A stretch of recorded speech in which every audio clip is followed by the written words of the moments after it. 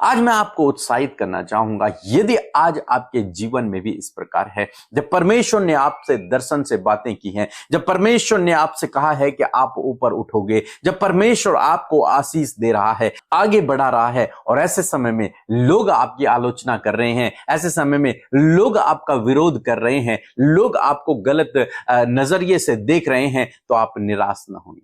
यूं समझ लीजिए कि परमेश्वर के पास आपके लिए बहुत बड़ा प्रतिफल है, क्योंकि प्रभु यीशु मसीह ने कहा, लूका रचित सुसमाचार उसका 6 अध्याय और 22 पद यदि आप पढ़ेंगे, यहां पर लिखा है कि धन्य हो तुम जब मनुष्य के पुत्र के कारण लोग तुमसे बैर करेंगे और तुम्हें निकाल देंगे और तुम्हारी निंदा करेंगे और तुम्हारा नाम बुरा जानकर काट देंगे।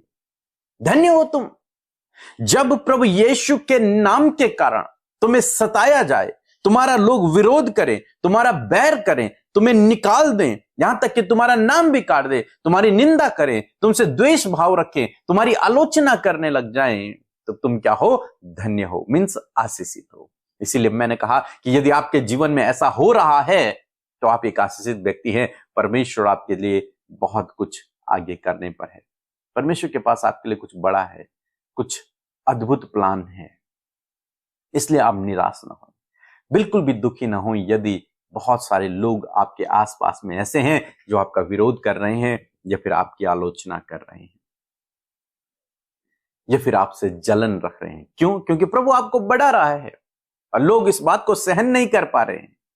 तो इसलिए आप बिल्कुल भी निराश ना हों, प्रभु पर भरोसा रखें और प्रार्थना में लगे रहें। निश्चय जिस प्रकार से परमेश्वर ने यूसुफ को दर्शन दिया और उसे बताया कि मैं तुझे ऊंचा उठाऊंगा, तेरे सारा घराना तेरे सम्मुख दंडवत करेगा और तू ऊंचाइयों पर होगा, इसी प्रकार से प्रभु आपको भी ऊंचाइयों पर उठाएगा और ऊंचाइयों पर नियुक्त करेगा। और बाइबल कहती है कि उसने मेरे दुश्मनों के सामने मेरे लिए मेज बिछाई है। वैसे ही प्रभु आपके लिए उन विरोधियों के सामने एक अच्छी सुंदर मेज को लगाएगा, उन्हीं के सामने आपको ऊंचा उठाएगा। इसलिए जो भी आपकी आलोचना कर रहे हैं, जो भी आपका विरोध कर रहे हैं, उनके लिए प्रार्थना करें, उन्हें क्षमा करें और अपने जीवन में आगे बढ़ते रहें। सो प्रभु